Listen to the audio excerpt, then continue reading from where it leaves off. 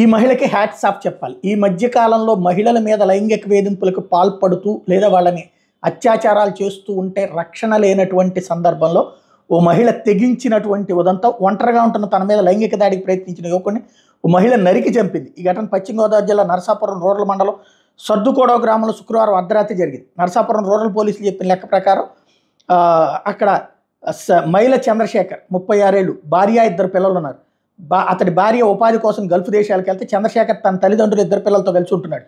ఈ నేపథ్యం చంద్రశేఖర్ సర్దుకోడవ గ్రామానికి చెందిన మహిళ 58 ఏళ్ల మహిళ ఒంటరి మహిళ మీద కన్నేశాడు. శుక్రవారం రాత్రి సర్దుకోడవ గ్రామంలో నా ఇంటికి వెళ్ళి లైంగిక దాడికి ప్రయత్నించాడు, అత్యాచారాన్ని ప్రయత్నించాడు. దీంతో ఆమె కత్తి తీసుకుని చంద్రశేఖర్ తలనరికి చంపేసింది. పోలీసులు శనివారం ఘటనా స్థలాన్ని పరిశీలించి నిందితురాలను అదుపులో తీసుకున్నారు. మృతదేహాన్ని పోస్టుమార్టం కోసం నరసాపురం ప్రభుత్వ ఆసుపత్రికి తరలించారు.